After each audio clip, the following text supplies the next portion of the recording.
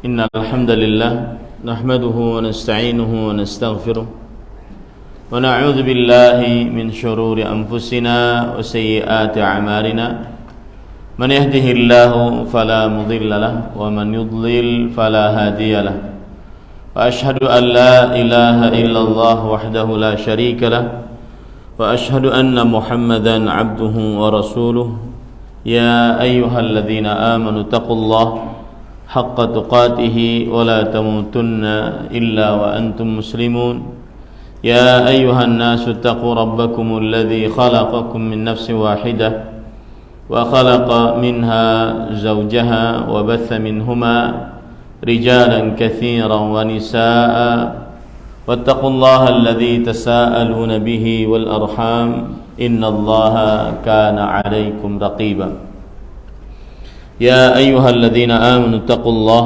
وقولوا قولا سديدا يصلح لكم أعمالكم ويغفر لكم ذنوبكم ومن يطع الله ورسوله فقد فاز فوزا عظيما أما بعد فإن أصدق الحديث كتاب الله وأحسن الهدي هدي محمد صلى الله عليه وعلى آله وسلم وشر الأمور محدثاتها وكل محدثة بدعة وكل بدعة ضلالة وكل ضلالة في النار. Alhamdulillah, kita bersyukur pada Allah Subhanahu wa taala pada hari ini Sabtu 16 Jumadil Ula 1444 Hijriah, kita dimudahkan oleh Allah Subhanahu wa taala untuk kembali duduk bersama di Masjid Al-Ikhlas dalam sebuah kajian membahas silsilah amalan hati. Dan pada malam ini kita membahas silsilah amalan hati yang kedua setelah sebelumnya silsilah amalan hati yang pertama yaitu Al-Ikhlas. Maka malam ini kita membahas silsilah amalan hati yang kedua yaitu Al-Muhasabah. Salawat dan salam semoga selalu Allah berikan kepada Nabi kita Muhammad sallallahu alaihi wa ala alihi wasallam, pada keluarga beliau, para sahabat serta orang-orang yang mengikuti beliau sampai hari kiamat kelak. Dengan nama-nama Allah yang husna dan sifat-sifat yang ulia, kita berdoa, Allahumma inna nas'aluka ilman nafi'an wa rizqan tayyiban wa amalan mutaqabbala, Allahumma amin.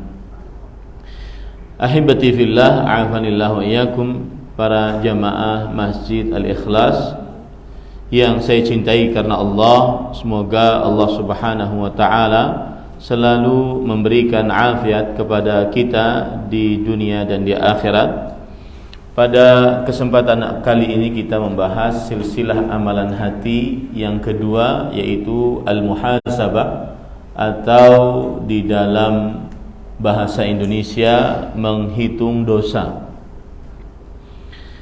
Al-Muhasabah secara bahasa diambil dari kata hasaba yuhasibu, kemudian menjadi al-muhasabah. Dan hasaba yuhasibu muhasabatan, maknanya disebutkan di dalam kitab At-Tauqif ala Muhimmatit Ta'arif Istifa'ul A'dad. Muhasabah secara bahasa Arab artinya adalah istifa'ul a'dad. Kalau diindonesiakan menjadi menyempurnakan hitungan. Menyempurnakan hitungan. Ini arti muhasabah secara bahasa. Adapun arti muhasabah secara istilah syariat dikatakan oleh Imam Al-Mawardi rahimahullahu taala, dan Imam Al-Mawardi ini adalah ulama Islam abad ke-5 Hijriah. Beliau namanya Ali bin Muhammad bin Habib, dan beliau lahir di kota Basrah di negeri Irak dan wafat di kota Baghdad pada tahun 450 Hijriah. Dan beliau adalah ulama Islam bermadhab Syafi'i. Di dalam kitab Adabud Dunya wad Din yang ditulis oleh Imam Al-Mawardi, Imam Al-Mawardi rahimahullah berkata tentang pengertian muhasabah, an yatasaffahal insanu fi lailihi ma sadara min af'ali naharihi, fa in kana mahmudan amdahu wa atba'ahu bima syakalahu wa dadah, wa in kana madhmuman istadrakahu in amkan wantaha an mithlihi fil mustaqbal. Beliau mengatakan muhasabah adalah seorang manusia mengulang di malam harinya apa saja yang dia lakukan di siang harinya, mengulang-ulang, memutar kembali, memikirkan kembali di malam harinya apa saja yang dia lakukan di siang hari. Jika amalan itu terpuji, baik, saleh, maka ia ikuti dengan amalan-amalan yang semisalnya. Jika amalan itu buruk, tercela, dosa, maksiat, maka dia mengoreksinya jika memungkinkan dan berhenti untuk mengerjakannya saat yang akan datang. Itu pengertian yang disebutkan oleh Imam Al-Mawardi rahimahullah, yaitu mengulang-ulang, memikirkan kembali di malam hari seperti ini apa yang tadi di siang hari dilakukan. Itu namanya muhasabah. Kalau baik, maka dia lanjutkan dan dia ikuti dengan perbuatan-perbuatan yang semisal. Kalau buruk, dosa, maksiat, maka jika mungkin dia koreksi, dia koreksi. Jika mungkin dia koreksi, dia koreksi. Lalu dia berhenti untuk mengerjakannya pada saat yang akan datang, semisal dengan keburukan tersebut. Kemudian di sana ada pengertian lain disebutkan oleh Fadilatul Syekh Muhammad bin Shalih Al-Munajjid rahimahullah hafizahullah. Beliau mengatakan an-nadharu fi a'malin nafs wa istidrakul akhta' wal mudhi fi salihat. Muhasabah ada 3 komponennya. Memperhatikan amalan, yang kedua mengoreksi kesalahan, yang ketiga melanjutkan kesalehan. 3 komponen muhasabah. Yang pertama memperhatikan amalan, terus pikirkan amalan-amalan yang dilakukan. Yang kedua mengoreksi kesalahan-kesalahan dari amalan-amalan tersebut. Yang ketiga melanjutkan kesalehan. Kalau amal-amal itu saleh, maka dilanjutkan. Itulah yang disebut dengan muhasabah. Taib. Apa hukum muhasabah di dalam syariat Islam? Dan apabila berbicara tentang hukum, maka kita berarti membicarakan tentang hukum ahkam taklifiyah al-khams, hukum pembebanan yang 5 yang dibebankan oleh Allah kepada manusia: wajib, sunnah, mubah, makruh, haram. Apa hukum muhasabah? Maka hukum muhasabah adalah wajib.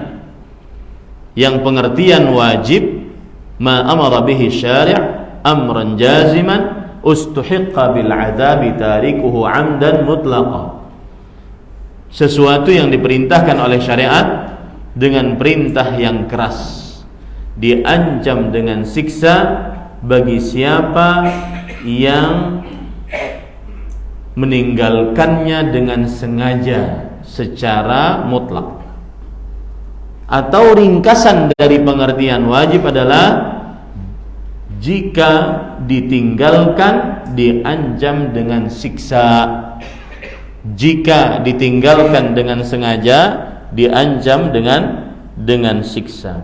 Apa dalil tentang wajibnya bermuhasabah, memperhatikan amalan, mengoreksi kesalahan, dan kemudian melanjutkan kesalehan? Apa dalilnya? Yaitu surat Al-Hasyr ayat 18 sampai 19. Allah Subhanahu wa taala berfirman, "Ya ayyuhalladzina amanu taqullaha wal tanzur nafsun ma qaddamat lighad. Wattaqullaha innallaha khabirun bima ta'malun.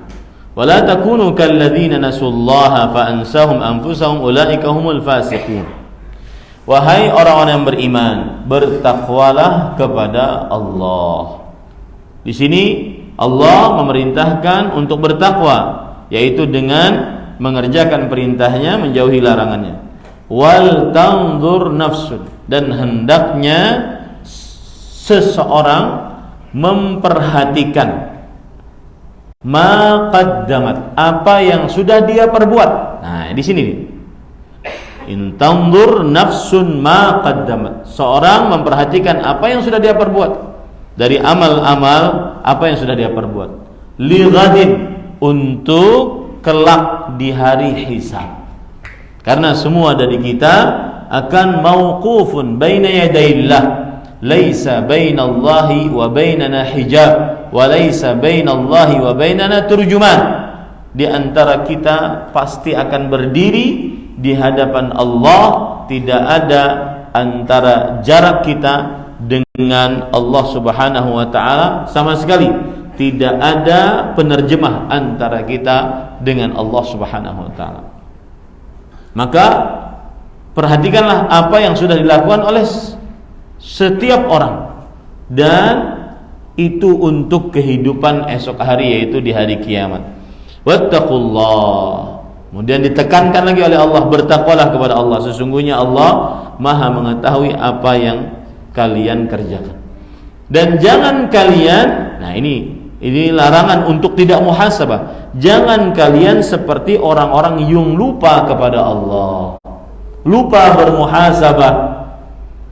Fa ansahum anfusahum, maka Allah akan lupa daratkan dia, seakan-akan dia tidak berdosa, seakan-akan dia hidup selamanya, seakan-akan tidak ada hisab di hari kiamat kelak, tidak ada fitnatul qabr saat masuk di dalam kubur.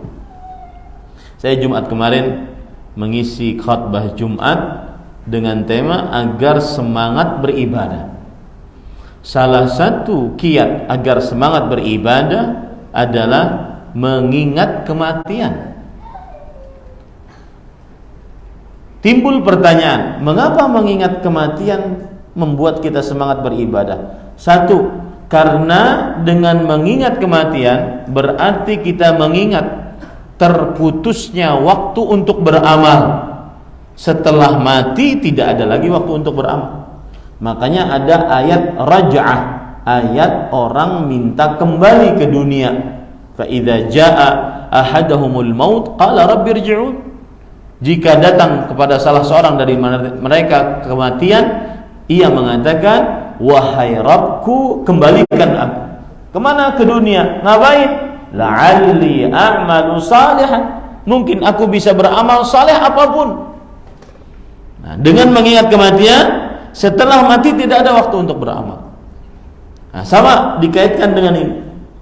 Muhasabah fungsinya adalah untuk membuat orang beramal saleh, karena setelah mati tidak ada waktu untuk muhasabah, tidak ada waktu untuk beramal saleh. Makanya hati-hati kalau seandainya jarang mikirin dosa, membuat orang hatinya keras. Oleh karenanya Allah akhiri ayat ini, ulaika humul fasiqun, mereka lah orang-orang yang fasik. Orang yang fasik itu pelaku dosa besar dan dia memperlihatkan dosa besar yang dilakukan. Kenapa bisa seperti itu? Karena hatinya sudah keras, tertutup dengan dosa. Kenapa bisa seperti itu? Karena tidak pernah muhasabah, tidak pernah menghitung-hitung dosa. Nanti tata cara muhasabahnya kita akan sebutkan. Contoh yang lain lagi, yaitu disebutkan ayat yang lain lagi yang menunjukkan bahwa muhasabah hukumnya wajib. Surat Al-A'raf ayat 201. Allah Subhanahu wa taala berfirman, "Innal ladzina taqaw idza massahum ta'ifun minasyaitan tadzakkaru fa idza hum mublisun." Sesungguhnya orang-orang yang bertakwa, jika sekelompok dari syaitan mengganggu mereka, maka mereka ingat. Ingat inilah yang disebut dengan muhasabah. Mereka ingat inilah yang disebut dengan muhasabah. Ingat, bertobat, kembali kepada Allah Subhanahu wa taala. Fa idzahum mubsirun. Baru mereka sadar kembali kepada Allah Subhanahu wa taala. Inilah muhasabah. Dan kalau kita perhatikan hadis-hadis Rasul sallallahu alaihi wasallam, kalau tadi dari ayat Al-Qur'an dalil tentang wajibnya muhasabah. Hadis Rasul diantaranya hadis riwayat Imam Ibnu Majah, ketika ada seorang bertanya kepada Rasul sallallahu alaihi wasallam, "Ya Rasulullah, ayyul mu'minina afdal?" Wahai Rasulullah, orang beriman mana yang paling utama? Rasul sallallahu alaihi wasallam menjawab, "Ahsanuhum khuluqan," yang paling baik akhlaknya. Kemudian beliau ditanya lagi, "Wa ayyul mu'minina akyas?" Orang beriman mana yang paling cerdas? Maka Rasul sallallahu alaihi wasallam menjawab, "Aktsaruhum lil mauti dzikran wa ahsanahum lima ba'dahu isti'dadan ulaikal akyas." Orang yang paling banyak mengingat kematian dan orang yang paling baik persiapannya untuk kehidupan setelah kematian, inilah muhasabah. Setelah mengingat kematian, maka dia segera bertobat, dia semangat beribadah karena mengingat kematian. Itu sudah muhasabah. Kemudian orang yang persiapan untuk kehidupan setelah kematian baik, itulah orang yang cerdas. Ini dalil secara isyarat tentang wajibnya muhasabah. Begitu juga ada hadis riwayat Imam Tirmidzi, dan hadis ini dihasankan oleh Imam Tirmidzi dan dilemahkan oleh selainnya. Rasul sallallahu alaihi wasallam bersabda dari Shaddad ibn Aus radhiyallahu anhu, Rasul sallallahu alaihi wasallam bersabda, "Al-kayyisu man dana nafsahu wa 'amila lima ba'dal maut." Seorang yang cerdas adalah orang yang dana yudan, artinya hasaba yuhasibu, menghitung-hitung amalannya di dunia untuk persiapan di akhirat sebelum meninggal, dan dia beramal untuk kehidupan setelah meninggal. Jadi di sini ada dua poin. Pertama, memperhatikan amalnya, menghitung-hitung tadi. Yang kedua adalah beramal setelah, untuk kehidupan setelah kematian. Ini para ikhwah yang dirahmati oleh Allah Subhanahu wa taala. Itu dalil-dalil dari Al-Qur'an, hadis Rasul sallallahu alaihi wasallam tentang wajibnya muhasabah. Maka yang belum mengenal ibadah muhasabah, kenalilah, amalkanlah. Dan ini ibadah hati, tidak terlihat di dalam anggota tubuh, tetapi dia amalan hati. Dan saya di awal kajian mengatakan, a'malul qulub hiyal asl. Amalan-amalan qalbu itu adalah sumber dari amalan-amalan hati. Orang semangat sholat karena hatinya hidup, hatinya bersih. Orang semangat baca Quran karena hatinya hidup bersih, selamat dari penyakit-penyakit. Karena hati adalah sumber. Para ulama mengatakan al-qalbu malikul a'dha. Hati adalah rajanya anggota tubuh.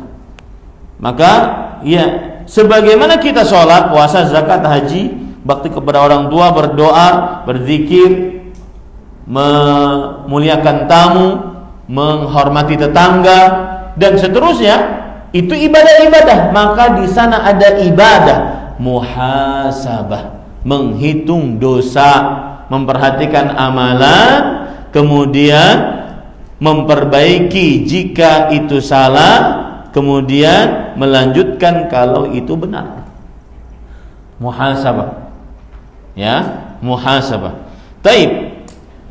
Dalil dari ijma' sekarang wajibnya muhasabah disebutkan oleh Imam Ibnu Abdul Barr rahimahullah. Imam Ibnu Abdul Barr adalah ulama Islam abad ke-7 Hijriah. Wafat pada tahun 600-an Hijriah, bermadzhab Maliki. Beliau mempunyai kitab Al-Izz bin Abdus Salam, maksud saya. Al-Izz bin Abdus Salam. Berkata Imam Al-Izz bin Abdus Salam rahimahullah, ulama Islam bermadzhab Syafi'i. Beliau di dalam kitab Tafsir Al-Tha'alibi mengatakan ajma'al ulama ala wujubi muhasabatin nafs fima salafa minal a'mal wa fima yastaqbalu minha. Para ulama berijma', konsensus, sepakat tentang wajibnya menghitung diri dari amalan-amalan yang sudah dilakukan dan dari amalan-amalan yang akan dilakukan. Nah, ini menunjukkan bahwa hukum muhasabah adalah wajib. Baik. Sekarang para ikhwan yang dirahmati oleh Allah, bagaimana tata cara muhasabah? Dilihat dari metode bermuhasabah. Nanti ada macam-macam tata cara, dilihat dari sudut pandang masing-masing. Ini tata cara muhasabah dilihat dari metode bermuhasabah. Yang pertama adalah sangat teliti dalam menghitung-hitung dosa, sebagaimana telitinya pedagang saat berdagang. Ya, sebagaimana telitinya pedagang saat berdagang, sebagaimana telitinya seseorang terhadap kawan dagangnya. Biasanya kan kalau dalam perdagangan itu ada bersyarikat. Kamu pemodal, saya pekerja modal, kemudian bagi hasil nanti di akhir bulan, maka masing-masing udah mau rugi nih. Seperti itulah seseorang saat bermuhasabah terhadap dirinya sendiri, benar-benar teliti. Berkata Maimun bin Mihran rahimahullahu taala. Maimun bin Mihran adalah seorang ulama dari kalangan tabi'in rahimahullahu taala.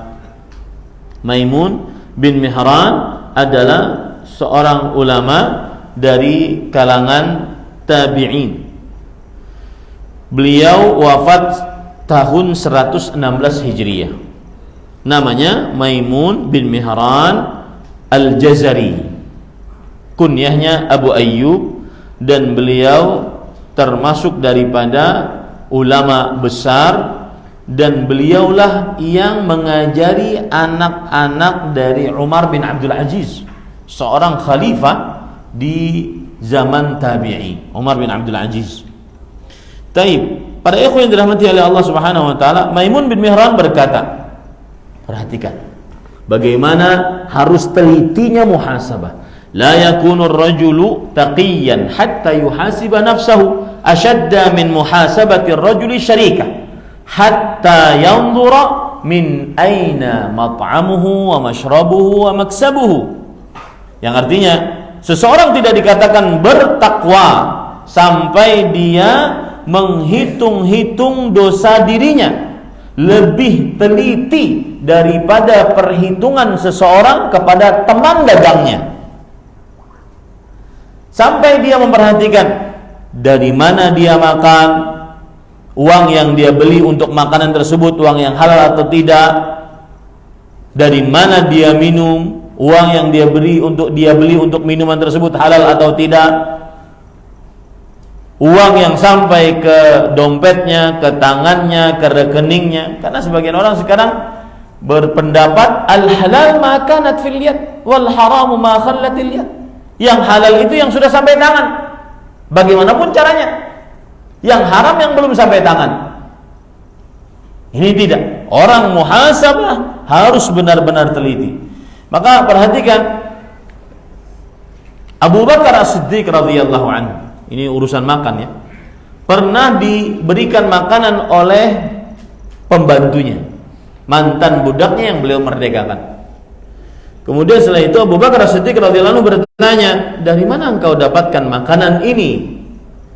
Kemudian pembantunya mengatakan, "Kunna natakahhanu fil jahiliyah." Di masa jahiliyah dahulu aku suka melakukan praktek ramal dan sihir. Kemudian aku mendapatkan upah dari praktek itu. Dan makanan ini adalah dengan uang itu aku membelinya. Maka Abu Bakar As-Siddiq memasukkan tangannya, mengorek-orek tenggorokannya sampai memuntahkan semua yang sudah dimakan. Nah, ini namanya muhasabah. Ini namanya muhasabah, sangat teliti. Ya. Kemudian juga Maimun bin Mihran rahimahullah juga berkata, "At-taqiyyu ashaddu muhasabatan li nafsihi min syarikin syahih." Orang yang bertakwa adalah orang yang paling teliti, paling keras menghitung-hitung dosanya, lebih keras dibandingkan teman dagang yang pelit. Dibandingkan teman dagang yang pelit, nggak mau ditawar-tawar. Ya, kalau sudah bagi hasil 60-40, ya sudah ini 60, nggak bisa ditambah walau 1 perak pun, walau 1 rupiah pun, nggak mau dia. Nah, semestinya muhasabah metodenya seperti itu. Ini para ikhwan yang dirahmati Allah. Maka sebagian orang di zaman sekarang kan meremehkan, wah dosa kecil, nanti gampang beristighfar, dosanya dosa kecil aja. Padahal Anas bin Malik radhiyallahu anhu pernah berkata, "Innakum la ta'maluna a'malan hiya adaqqu fi a'yunikum min asy-sya'r wa in kunna na'udduha ala ahdi Rasulillah sallallahu alaihi wasallam min al-mubiqat." Kalian sering mengamalkan amalan, kalian anggap amalan tersebut lebih tipis dari rambut, diremehkan maksudnya. Tetapi kami sebenarnya di zaman Rasul sallallahu alaihi wasallam menganggapnya sebagai dosa-dosa besar yang membinasakan. Nah, ini hati-hati para ikhwan yang dirahmati oleh Allah. Taib. Kemudian yang kedua, metode yang kedua, tata cara bermuhasabah, yaitu menghitung dalam segala sesuatu, baik itu berupa ucapan, baik itu berupa bahkan niat dihitung. Nanti kita akan sebutkan. Bahkan perkara niat dihitung. Coba perhatikan para ikhwan yang dirahmati oleh Allah Subhanahu wa taala.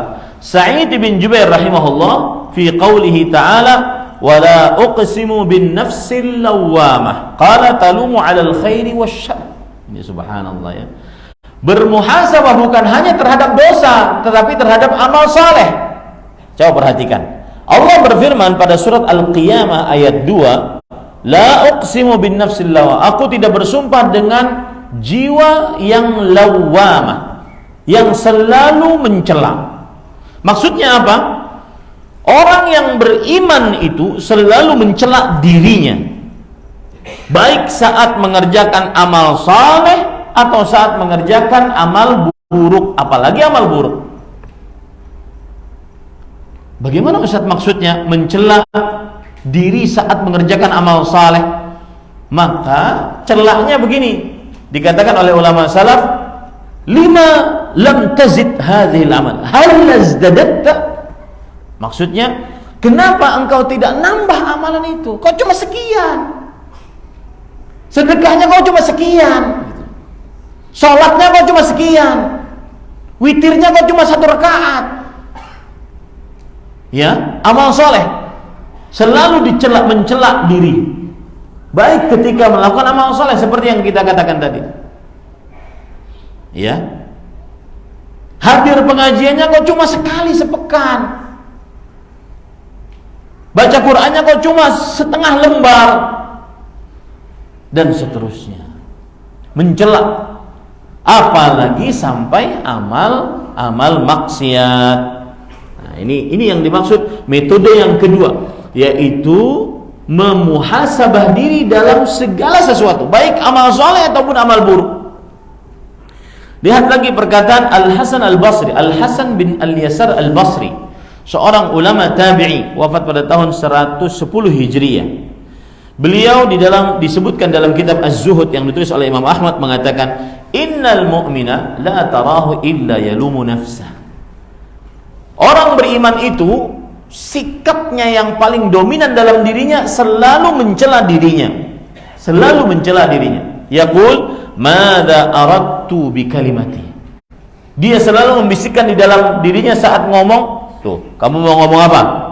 Ayo, apa tujuanmu dari ngomong ini? Selalu begitu. Yaqulu, "Madza aradta bi aklati?" Makan. Apa tujuanmu makan ini? Tanya terus. Itu namanya muhasabah. Wa ma aradta bi hadithi nafsi. Tuh, yang terbesit di dalam hatimu. Apa maksudnya? Apa maksudnya yang terbesit dalam hatimu? Fala tarahu illa yu'atibuha. Maka engkau tidak melihat orang beriman kecuali mencela dirinya terus-terusan. Wa innal fajira yamdi qadaman fala yu'atibu nafsah. Adapun orang yang banyak dosa, kata orang Arab, masyil hal, ya, jalan terus pokoknya. Enggak perlu muhasabah.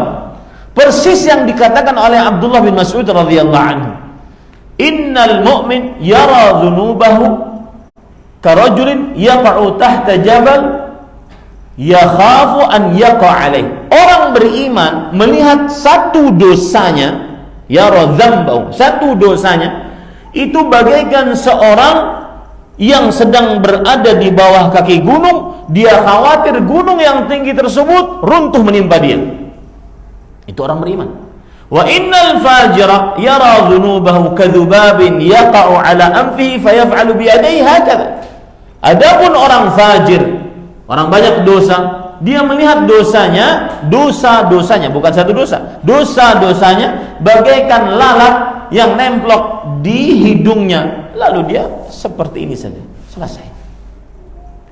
Kan manusia begitu, ada lalat, dianggap lewat begitu saja. Adapun orang beriman tidak. Ingin ngomong, ayo ngomong apa nih? Ingin bicara, ayo bicara untuk apa? Apa tujuannya? Ingin nulis status, apa nih tujuannya? Ini para ikhwan yang dirahmati oleh Allah, di saat orang-orang bermudah membuat status, konten dan seterusnya. Kemudian para ikhwan yang dirahmati oleh Allah Subhanahu wa taala, yang ketiga. Yang ketiga adalah metode bermuhasabah setelah menghitung-hitung amalan, maka dia mengganti amal buruknya dengan amal saleh. Nah, itu metode bermuhasabah yang ketiga. Setelah menghitung-hitung amalan, ternyata ada amal buruk, dia ganti amal buruknya, dosanya, maksiatnya dengan amal saleh. Karena Allah Subhanahu wa taala berfirman di dalam Al-Qur'an, "Innal hasanat yudhhibna sayyi'at." Sesungguhnya amal-amal saleh menghapuskan dosa-dosa. Ya, itu disebutkan oleh Allah Subhanahu wa taala di dalam Al-Qur'an. Yudhhibna sayyi'at. Sesungguhnya amal-amal saleh menghapuskan dosa-dosa. Surat Hud ayat 114. Rasulullah sallallahu alaihi wasallam juga bersabda, "Ittaqillaha haitsuma kunt wa atbi'is sayyi'atal hasanah tamhuha wa khaliqin nas bi khuluqin hasan." Bertakwalah engkau kepada Allah dimanapun engkau berada, dan ikutilah amal buruk dengan amal saleh. Amal saleh tersebut akan menghapuskan amal buruk tersebut. Begitulah muhasabah. Seseorang setelah menghitung-hitung amalannya ternyata banyak dosanya, maka dia melazimkan, mengharuskan dirinya dengan amal-amal saleh. Ini para ikhwan yang dirahmati oleh Allah Subhanahu wa taala. Lihat contoh ya, contoh para ikhwan yang dirahmati oleh Allah Subhanahu wa taala, yaitu para salafus saleh melakukan akan hal ini. Apa maksudnya? Yaitu apabila sudah muhasabah kemudian mereka melakukan kesalahan, maka mereka bayar kesalahan tersebut dengan amal saleh. Di antara contohnya pada ikhwan yang dirahmati oleh Allah Subhanahu wa taala, yaitu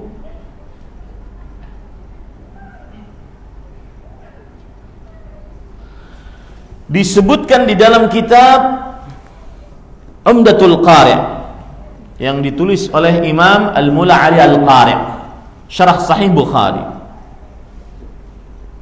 Beliau menceritakan sebuah kisah. Umar ibn al-Khattab aqaba nafsahu hina fatathu salatul asr fi jama'ah bi an tasaddaqa bi ardin qimatuha 100,000 dirham. Setelah saya terjemahkan, mohon dicek di internet, dihitung ya. Umar bin Khattab radhiyallahu anhu menghukum dirinya. Umar bin Khattab, manusia kedua terbaik setelah para rasul, para nabi. Abu Bakar, kemudian Umar bin Khattab. Umar bin Khattab radhiyallahu anhu menghukum dirinya ketika ketinggalan sholat asar berjamaah dengan bersedekah seluas tanah yang harganya 200.000 dirham. Coba cek sekarang di internet. Siapa yang bawa handphone? Nah, siapa yang mau ngitung? Angkat tangan. Biar saya tanya setelah ini. Hah? Cek Ustaz ya. Cek ya. 200 dirham. Antum carinya begini. 1 dirham berapa rupiah? Kemudian setelah itu kali 200 dirham. Saya tahu jawabannya, cuma saya ingin ngasih soal saja. Ya. Kira-kira berapa yang disedekahkan oleh Umar bin Khattab gara-gara ketinggalan sholat asar berjamaah? Bandingkan sekarang dengan sebagian orang yang sholat jamak isya dan maghrib selalu hampir setiap hari, terutama yang di kota-kota besar. Betul apa betul? Hah? Betul atau betul? Hati-hati para ikhwan yang dirahmati. Dan saya sering mengatakan itu tidak sah salatnya. Ya, tidak ada alasan yang syar'i macet kemudian boleh menjamak salat, enggak ada. Turun salat. Terutama waktu yang tidak panjang. Nah, dapat sudah? Baik, kalau dapat beritahu ya. Hah? 850 juta. 1 dirham berapa rupiah? Rupiahnya kali dengan 200.000.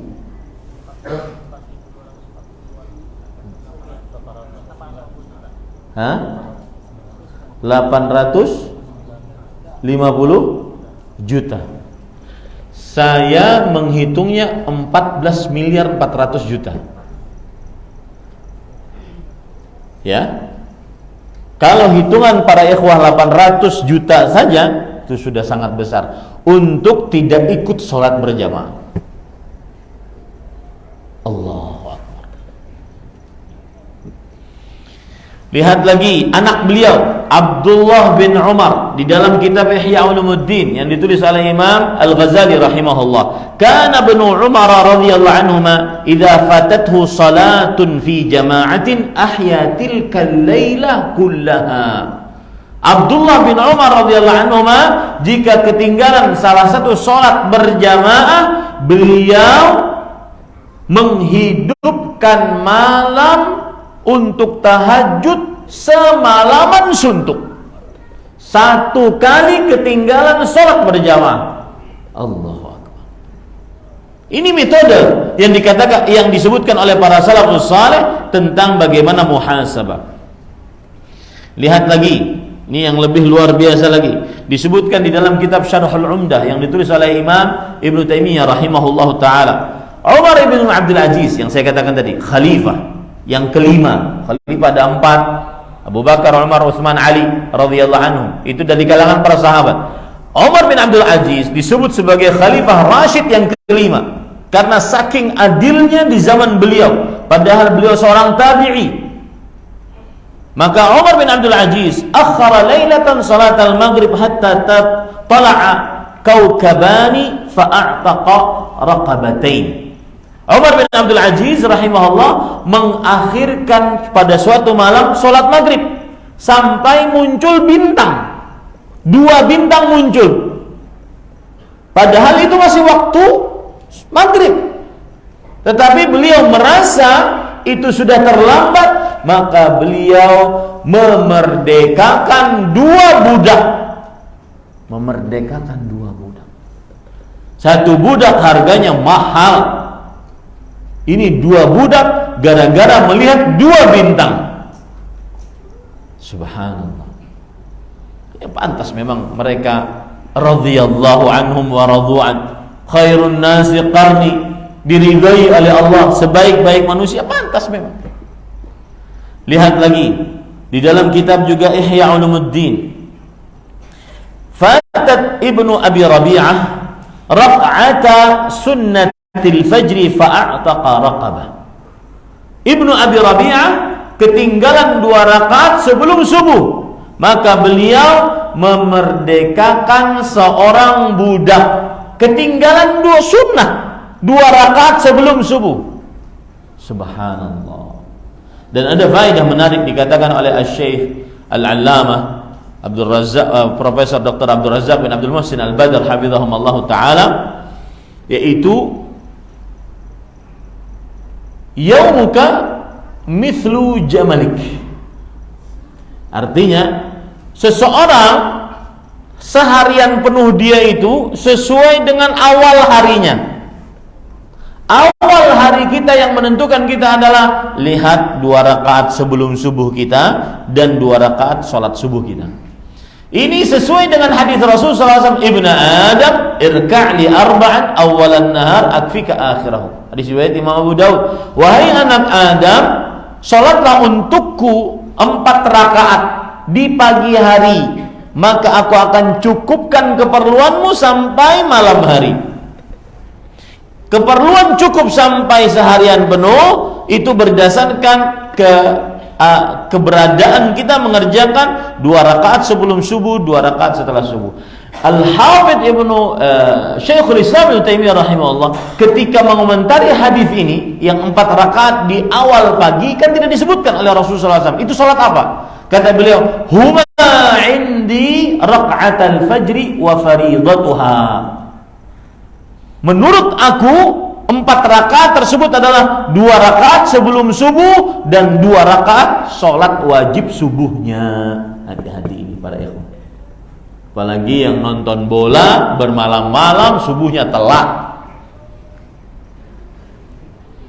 Ya, dan kata Syekh Abu Ubaidah masyhur Hasan Salman, memainkan bola lebih baik dibandingkan menontonnya.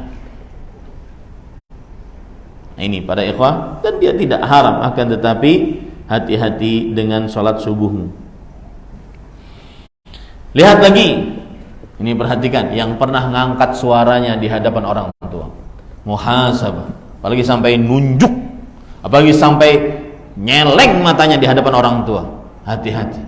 Walaupun Anda benar, tidak ada hak untuk Anda untuk menghardik orang tua. Walaupun Anda benar.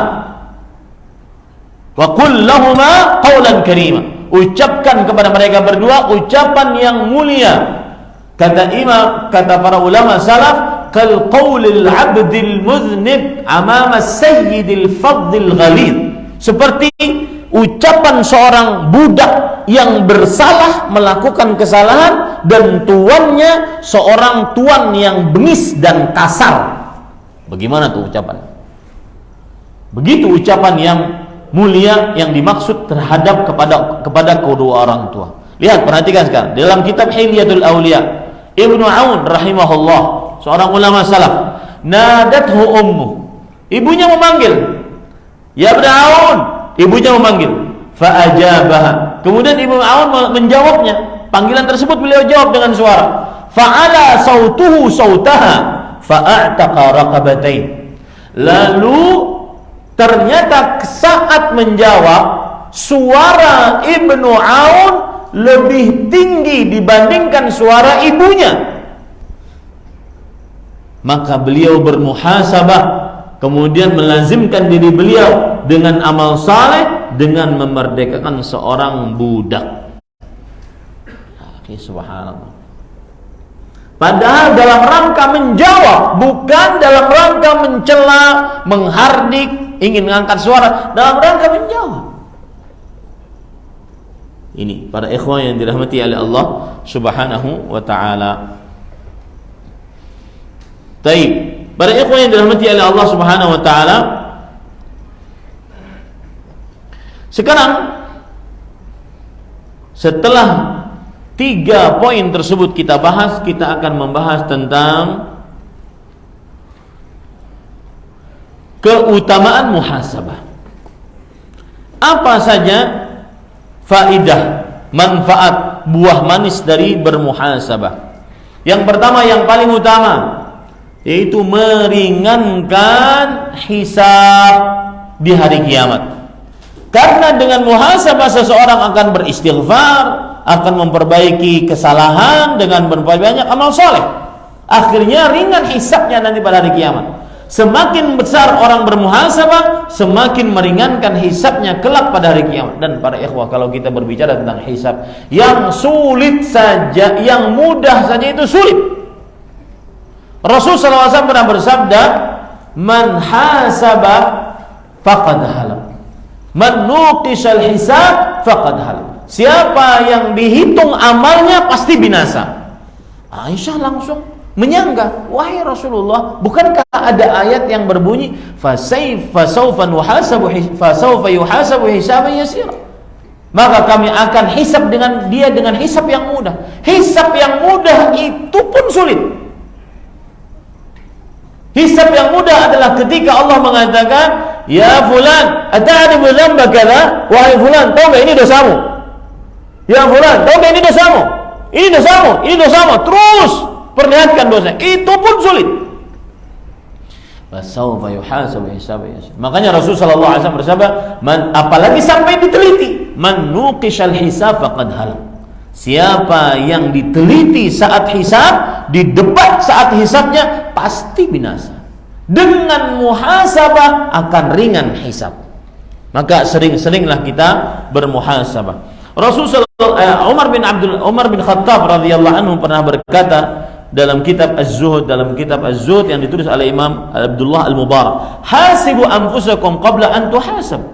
Hitung dosa kalian sebelum kalian dihitung dosa. Fa innahu ahwanu li hisabikum. Itu lebih ringan kelak untuk hisab kalian di hari kiamat. Wazinu anfusakum qabla an tuzan. Timbang amalan kalian sebelum kalian ditimbang kelak. Fa innahu ahwanu alaikum. Sesungguhnya itu lebih ringan bagi kalian. Wa tajahhazu lil 'ardil akbar. Dan siapkan diri kita untuk perhelatan akbar. Ada hisab, ada timbangan, ada sirat, ada syafaat, ada telaga. Persiapkan. Yang sehari-harinya tidak pernah memikirkan akhirat, maka fikirkanlah para ikhwan yang dirahmati oleh Allah. Kemudian para ikhwan yang dirahmati oleh Allah Subhanahu wa taala, yang kedua, buah manis dari muhasabah. Orang yang sering muhasabah sedikit bahkan tidak memiliki rasa ujub di dalam dirinya. Orang yang sering bermuhasabah tidak memiliki ujub di dalam dirinya. Apa itu ujub? Yara li nafsi syai'an la yamlikuhu ghairuh. Seseorang menganggap dirinya memiliki sesuatu yang tidak dimiliki oleh orang lain. Seseorang merasa beramal tidak seperti yang dimiliki, yang diamalkan oleh orang lain. Seseorang merasa dirinya lebih berilmu, tidak dimiliki ilmunya oleh orang lain. Seseorang dan seterusnya. Ujub, merasa dirinya lebih. Ujub ini lebih parah daripada riya. Kalau riya, dia mensyirikkan Allah dengan pujian manusia. Sedangkan ujub, dia mensyirikkan Allah dengan dirinya sendiri. Dia mensyirikkan Allah Subhanahu wa taala dengan dirinya sendiri. Obat ujub adalah muhasabah. Sering-sering menghitung-hitung dosa, kekurangan-kekurangan. Berkata sahabat Nabi Abu Darda radhiyallahu anhu dalam kitab Muhasabatun Nafs, la yafqahu ar-rajulu hatta yamqutan nasu fi dzatillah, thumma yarji'u ila nafsihi fayakunu laha ashaddu maqtan. Seseorang tidak dinamakan ahli fikih, tidak dinamakan paham agama, sampai dia benci manusia melakukan kesalahan terhadap Allah Subhanahu wa taala. Tetapi ketika dia pulang ke rumah, dia lebih membenci dirinya. Kenapa dia melakukan kesalahan kepada Allah Subhanahu wa taala? Ya. Ini para ikhwan yang dirahmati oleh Allah Subhanahu wa taala. Ada perkataan yang menarik dikatakan dalam kitab Muhasabatun Nafs. Muhammad bin Wasi' rahimahullah berkata, "Lau kana lidzunubi rih ma qadira ahadun an yajlisa ilayya." Kalau seandainya dosa itu ada baunya, maka tidak ada yang sanggup untuk duduk di dekatku. Saya kemarin ada berkesempatan untuk datang ke kota Mekah dalam rangka berumrah, kemudian mendengarkan khutbah. Dan ulama-ulama terdahulu kan begitu, rihlah, sambil berhaji, sambil berumrah, sambil mengunjungi kota Madinah, kemudian pulang bawa bekal, bawa ilmu. Ulama-ulama terdahulu begitu. Maka saya ingin sampaikan, mudah-mudahan ini bermanfaat. Waktu itu khutbah Jumat diisi oleh Fadilatul Syekh Dr. Mahir Al-Mu'ayqili hafizahullah. Beliau menyebutkan tentang atau menjelaskan tentang khutbah Jumat, nama Allah Al-Wadud, yang maha mencintai. Al-Wadud diambil dari kata Al-Wadud nanti sifat mawaddah, rasa cinta yang mendalam.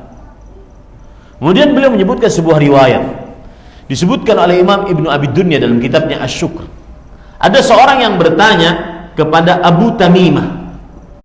Abu Tamimah ini saya cari-cari, yang jelas dia ulama terdahulu. Saya belum dapat siapa sosok sebenarnya. Orang bertanya kepada Abu Tamimah, "Kaifa asbahta?" Lihat, perhatikan ya. Bagaimana Pak kabarmu pagi ini wahai Syekh Abu Tamimah? Beliau mengatakan, "Asbahtu baina ni'mataini 'azimataini la adri ayyuhuma afdal." Aku di pagi hari ini mendapatkan dua nikmat besar. Aku tidak mengetahui mana yang lebih utama dari dua nikmat tersebut. Salah satu dari dua nikmat tersebut. Yang pertama, lihat. Ini yang berkaitan dengan tadi. Kalau seandainya dosa itu berbau, maka tidak akan ada yang bisa duduk di sampingku. Kata Abu Tamimah, nikmat yang pertama, dzunubun sataraha Allah hatta la yu'ayyirani biha ahad. Dosa-dosa yang Allah tutupi sampai tidak ada seorang pun yang bisa mencelaku dengan dosa tersebut. Dan subhanallah, benar-benar Allah tutupi. Tidak ada baunya, tidak ada bekasnya, tidak ada corengannya pada wajah. Benar-benar Allah tutupi. Sama seperti perkataan Muhammad bin Wasi rahimahullah. Kalau seandainya tahu, antum sekalian tahu dosa yang berbicara di hadapan antum sekalian, antum akan ludahi saya. Cuma ini kewajiban untuk berdakwah, meskipun kita bukan malaikat. Mungkin dengan dakwah ini saya akan mendapatkan pahala yang dengannya dosa-dosa saya akan dihapuskan oleh Allah Subhanahu wa taala. Dzunubun satarah Allah, dosa-dosa yang Allah tutupi sampai tidak ada seorang pun yang mencelaku dengannya. Satu. Yang kedua, mawaddatun qadzafaha Allah fi qulubil ibad.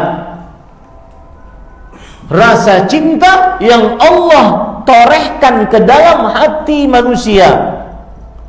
Walam yablugha amali. Padahal amalku tidak sampai ke situ.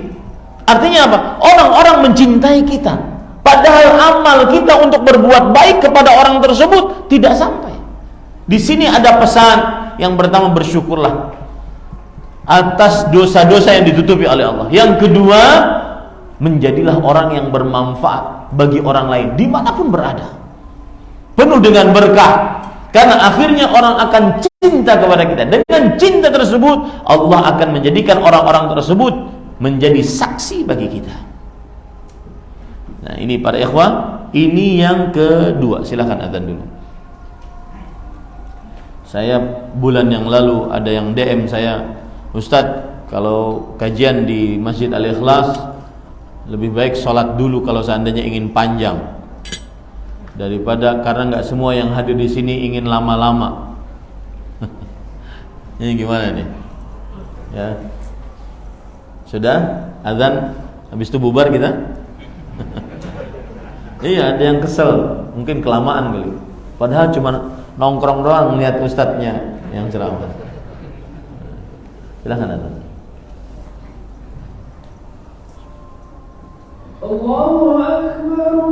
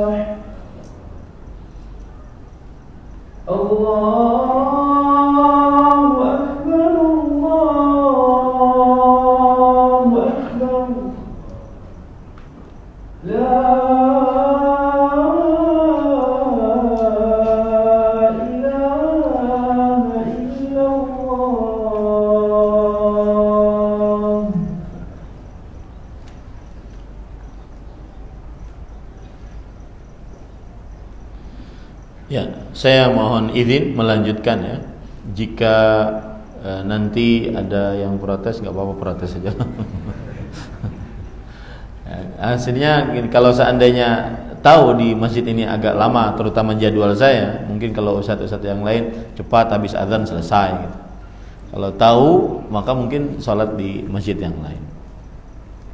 Intinya sebelum azan isya sudah harus keluar, kemudian sholat di masjid yang lain. Dan waktu isya diakhirkan lebih afdal, terutama jika imam dan juga jamaah sekalian bersepakat atas hal tersebut. Baik. Jadi faidah dan buah manis untuk bermuhasabah adalah tidak merasa ujub di dalam hati, tidak merasa terlalu tinggi kedudukan di sisi Allah Subhanahu wa taala. Dan ini kebiasaan para ulama salaf, mengaku amalnya kurang. Coba perhatikan, saya bacakan sekarang beberapa riwayat yang sangat luar biasa disebutkan dalam kitab Az-Zuhud yang ditulis oleh Imam Ahmad. bahwa kana ba'du salaf yaqulu fi du'aihi fi Arawah wan nasu man hawla Allahumma la taruddahum li ajri. Subhanallah. Ini sebagian ulama salaf berkata di dalam doanya saat di Arafah dan orang-orang di sekitarnya, doanya bagaimana? Lihat, subhanallah. Ya Allah, jangan tolak doa-doa mereka karena aku. Jangan tolak doa-doa mereka karena aku yang penuh dengan dosa ini. Subhanallah. Begitu juga perkataan Yunus bin Ubaid rahimahullah. Disebutkan di dalam kitab Muhasabatun Nafs. Inni la ajidu mi'ata khaslah min khisalil khair ma a'lamu anna fi nafsi minha wahidah. Aku mempelajari 100 jenis kebaikan. Ketika aku melihat pada diriku tidak ada satu kebaikan pun pernah aku kerjakan dari 100 tersebut. Ini namanya muhasabah.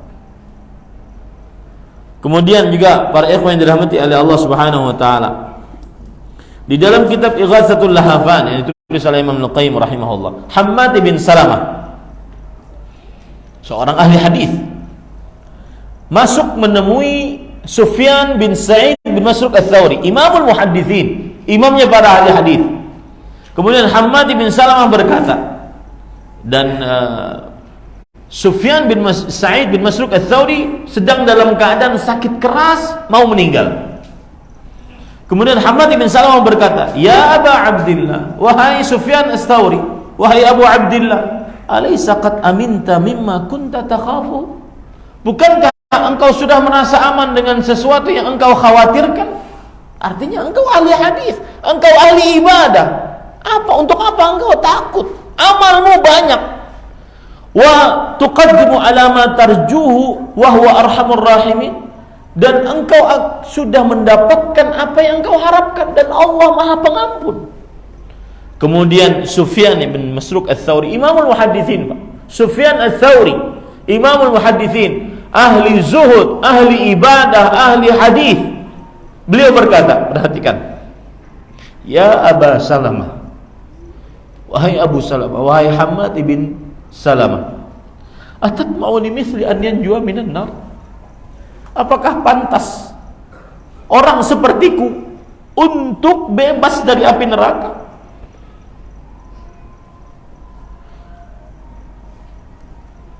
Subhanallah. Muhasabah para ikhwah. Apalagi di zaman yang penuh dengan kesempatan untuk bermaksiat sangat mudah. Muhasabah. Suatu malam letakkan semua handphone di luar, kemudian bermuhasabah kepada Allah Subhanahu sampai air mata turun. Mudah-mudahan masuk ke dalam hadis Rasul sallallahu alaihi wasallam, sab'atun yudhilluhumullah yauma la dhilla illa dhilluh. 7 orang yang dinaungi oleh Allah Subhanahu wa taala, yang pada hari itu tidak ada naungan kecuali naungannya Allah Subhanahu wa taala. Salah satunya adalah rajulun dzakarallaha khalian fafadat ainah. Seseorang yang berzikir kepada Allah dalam keadaan sendirian, kemudian air matanya berlinang. Kalau seandainya imam para ahli hadis, imam para ahli fikih, begini mereka merasa tidak selamat dari api neraka, lalu siapa yang bisa selamat? Apalagi manusia-manusia seperti kita.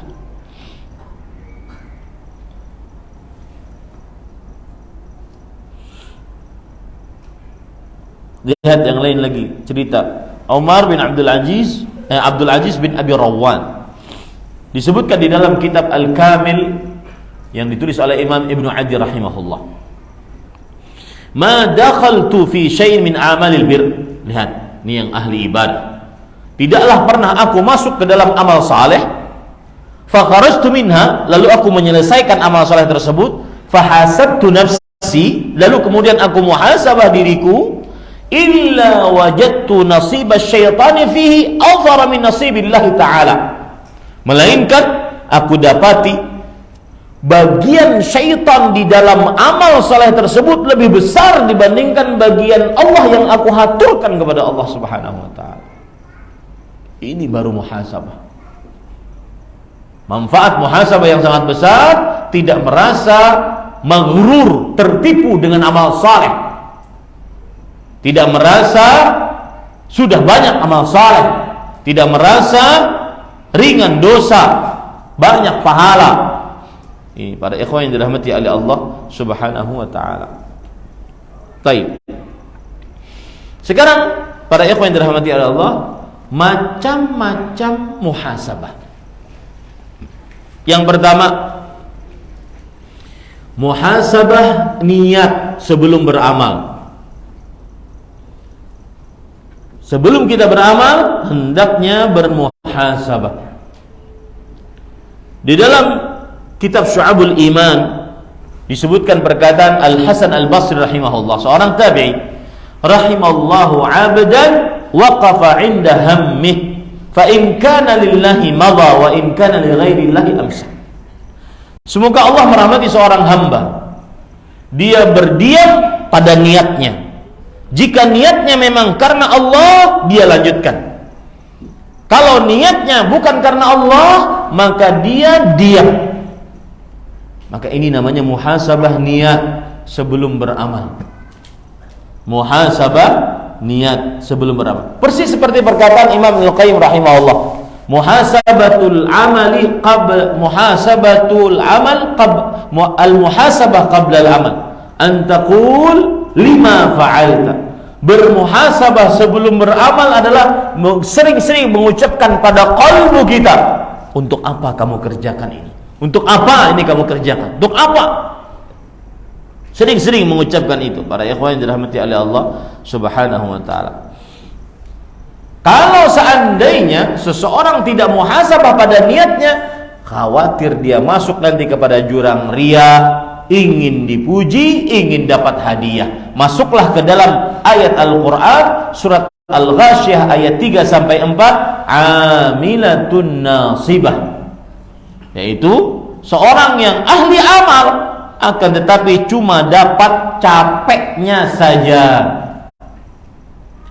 Ahli amal tapi cuma dapat capeknya saja. Ini pada ikhwan. Akhirnya apa yang terjadi? Tasla naran, dia akan dibakar dengan api neraka yang menyala-nyala. Kemudian jenis muhasabah yang kedua, muhasabah saat beramal. Muhasabah saat beramal.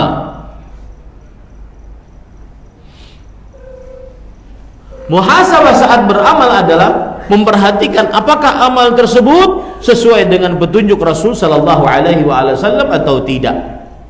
Sebagaimana perkataan Imam Al-Qayyim rahimahullah, muhasabah athna al-amal kaifa fa'alta. Muhasabah saat beramal, sering-sering bertanya pada diri, bagaimana kamu kerjakan amalan tersebut, sesuai dengan petunjuk Rasul sallallahu alaihi wasallam atau tidak. Dan ingat para ikhwan, saya baca kitab, judulnya kitab Syekh Abdul Razak di sebuah masjid pagi tadi, Asyru Mujibatin Najah, 10 penyelamat dunia akhirat. Penyelamat yang kedua adalah ittiba'us sunnah, mengikuti sunnah. Dan para sahabat ketika disebutkan mengikuti sunnah, bukan hanya mengikuti apa yang diperintah, menjauhi apa yang dilarang, tidak, mengikuti sampai gerak-gerik Rasulullah, meskipun pada waktu itu beliau belum paham. Subhanallah. Contoh, ketika Nabi Muhammad SAW sholat dalam keadaan memakai sendal, lalu di tengah-tengah sholat Nabi Muhammad SAW melepaskan sendalnya. Para sahabat tanpa bertanya, tanpa aneh, juga melepaskan sendalnya. Dan Nabi Muhammad SAW mempunyai mukjizat, bisa melihat dari belakang. Beliau setelah selesai sholat bertanya, limadha khalaqtum ni'alakum, mengapa kalian melepaskan sendal kalian? Apa jawaban para sahabat? Sangat simpel, mudah. Ra'aina khala'tana 'alaika fa khala'na ni'alana. Kami melihat engkau melepaskan sendal, kami ikuti. Selesai. Itu namanya mutaba'ah. Tidak seperti yang sekarang didengung-dengungkan teori hermeneutika, harus meragukan kenapa dilepas. Ada apa dilepas? Mutaba'ah bukan hanya atas perintah yang diperintahkan, menjauhi yang dilarang, tidak, sampai gerak-gerik mutaba'ah. Maka para ikhwan yang dirahmati Allah, muhasabah yang kedua jenisnya adalah muhasabah saat beramal. Kaifa fa'alta, bagaimana engkau beramal? Apakah sesuai dengan petunjuk Rasul sallallahu alaihi wasallam atau tidak? Kemudian yang kedua, yang ketiga, jenis muhasabah yang ketiga adalah muhasabah setelah beramal. Muhasabah setelah beramal, yaitu apa maksudnya muhasabah setelah beramal? Makanya ketika setelah selesai salam, dalam hadis Thauban radhiyallahu anhu, idzan sarafa Rasulullah sallallahu alaihi wasallam min salatihi istaghfara thalatha. Jika Rasul sallallahu alaihi wasallam telah selesai salatnya, maka beliau beristighfar 3 kali. Padahal setelah selesai salat. Kenapa? Karena ingin muhasabah setelah beramal. Mungkin di dalam sholatnya ada yang kurang, sujudnya, rukuknya kurang tegak, bacaannya kurang pas, hatinya kurang khusyuk, tumakninanya kurang. Muhasabah setelah beramal, yaitu kekurangan-kekurangan amalan saat melaksanakan amalan tersebut. Apa yang kurang saat kita beramal? Yang keberapa? Yang keempat, muhasabah, jenis muhasabah yang keempat adalah muhasabah dalam perihal niat saat mengerjakan hal-hal yang mubah. Contoh, makan mubah, minum mubah, tidur mubah, tetapi dibarengi niat tidak. Saat makan, saat tidur, saat minum, saat berpakaian tersebut.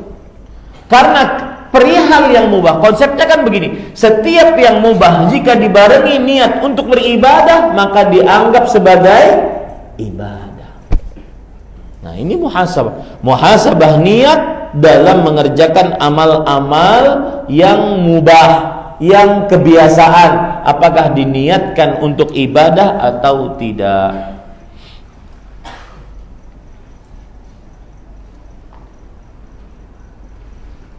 Kemudian para ikhwah yang dirahmati oleh Allah Subhanahu wa taala,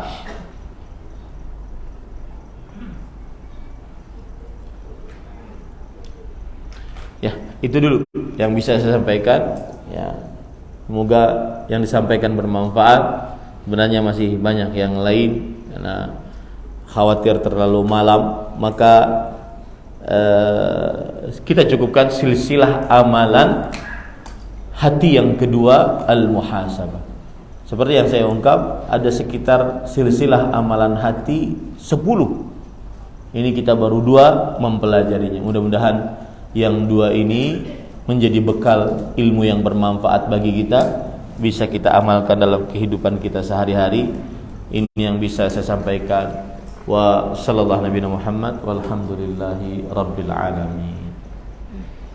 Baik. Kiranya tidak ada pertanyaan, kita cukupkan dengan kafaratul majlis. Subhanakallahumma hamdika asyhadu an la ilaha illa anta astaghfiruka wa atubu ilaik. Wassalamualaikum warahmatullahi wabarakatuh.